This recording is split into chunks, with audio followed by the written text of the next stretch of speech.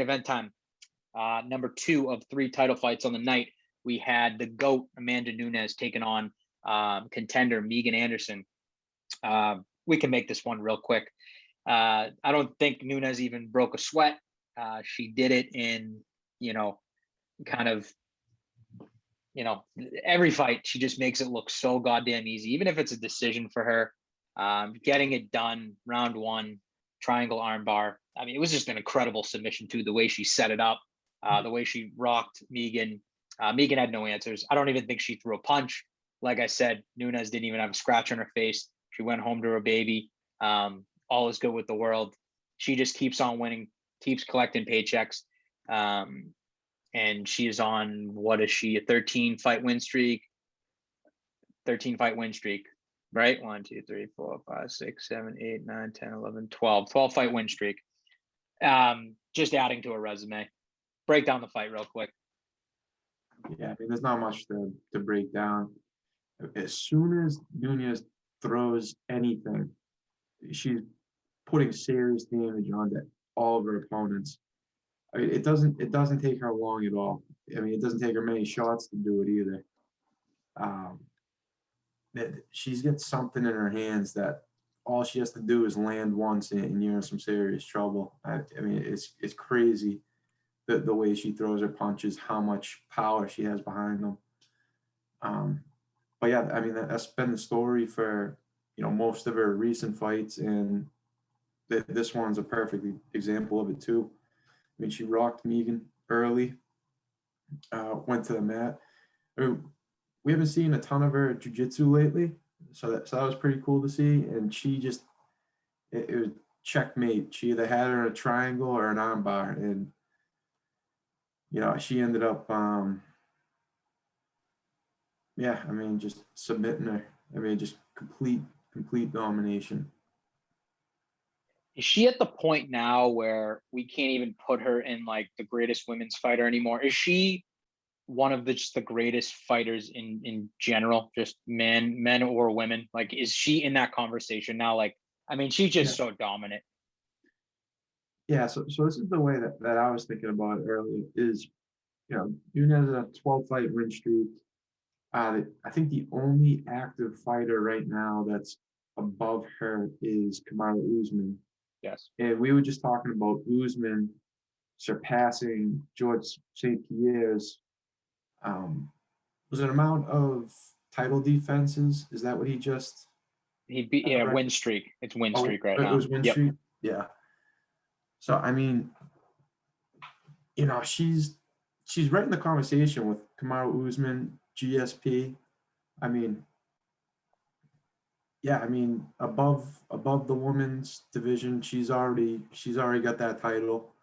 I mean, she's proven it. She's the best female fighter that's ever participated in MMA.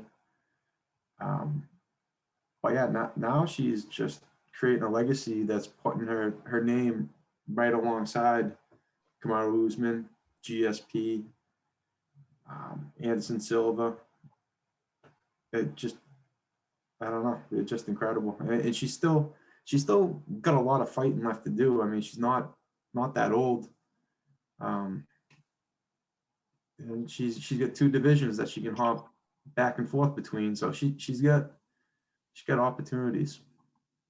And she's still, you know what I mean? She's still young in this game. She's 32 years old. She's literally the same age as Khabib. I think a fighter kind of, I wouldn't say peaks, but 35, 36 is, I think, where you start to see the decline. I think we saw that with Tony. Like, there's literally nothing left for her to prove. Like, I posted this the other day. I go, is this now the time to make the Valentina trilogy? Valentina's going up against Andrade for the belt. Let's just say she gets past Andrade. That is the only fight that interests me, other than Kayla Harrison. But Kayla Harrison is also signed to the PFL until the end of the year. That's definitely going to happen. I know they're teammates. Nunes said after the fight she would love to fight Harrison. Once they're in the cage, they're not teammates anymore. She's a savage. I mean, do you think Nunes can just sit out the rest of the year and be like, let's fight Kayla Harrison super fight beginning of 2022? Do you think she takes that chance and fights Valentina? I know the score is 2-0, but arguably, you get the Valentina fans that say Valentina won that second fight. Like, what do you, if you're Amanda Nunes, what do you do? Right? Especially just like, you're already the GOAT. Nothing can, you'll never be out of the conversation ever. And like a loss, to Valentina, I don't think hurts. But if you're Amanda Nunes, what do you do for the rest of the year? Honestly.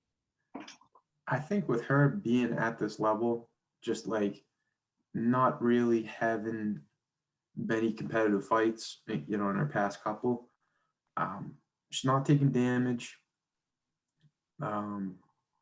She's got 2 different weight divisions to pick from.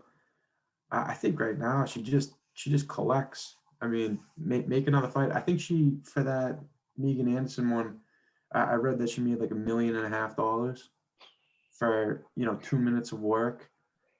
Insane. Not breaking a sweat, not getting touched once. I mean, I don't know. I mean, she could sit out and enjoy it and whatever, but I think she wants to fight. I think she enjoys it. She definitely enjoys fighting, but I think she likes staying active. It's just who's going to present a challenge to her. And I at this point, I don't think it's anybody, but I think she's open to take whoever the UFC throws at her. Just to go back to Valentina real quick, do you think that fight, like, although the first 2 fights were really great, we know how much of a beast Valentina is. Do you think the trilogy could flop and it not be that good? I don't. I can't see that. I mean, it's like the 2 of them are both levels above all the other fighters in their division, in their divisions. I think that the 2 best female fighters on the planet right now, and to put the 2 of them in a cage, I think there's no way it can't be a good fight. I think that's the only one that makes sense, man. Like I said, number 2 could have went Valentina's way. I know that Nunes doesn't have to take that fight, but as a competitor, as someone who is just making this look so easy, why not go out there and try to finish Valentina? And then at that point, I'd walk away. I'd be like, I just finished her. I beat her again. Well, however she does it. And then there's just, there's already no questions with Nunes as who's the great. Her resume is probably the greatest thing in MMA. Like, I'm looking at her resume. It's just insane. The people that she's knocked out, the people that she's dominated in 5-round, wars, 5-round beatdowns, not wars. She's never been in a friggin' war other than the Valentina fight, right? There's nothing left for her to prove, man. Like you said, she just collected over $1 million in 2 minutes work, didn't break a sweat, went home to her kid or newborn. People were like, maybe she's not motivated enough because she's got a kid now, spent a lot of time there. My God, she looked better than ever, and she didn't get touched. The picture of her after, like the close up, and she doesn't even have a bruise on her face. It's incredible, man. What she's done to the sport, and like, just to think, like, after that, like, Miesha Tate win when she won the belt, like, who would have thought that she would just have defended it this many times, not in one division. We're talking about her defending belts in 2 divisions, never been done before. Absolutely insane, man. So shout out Amanda Nunes. You're the GOAT. You'll always be the GOAT. I can't wait to see what you do next. Trust me, I will always buy your pay-per-views. You're incredible. Maybe one day, maybe she'll fight a 125-pound dude, beat that dude up. So I can't wait to see what she does next, man. Shout out Amanda Nunes, the GOAT. Let's get to the main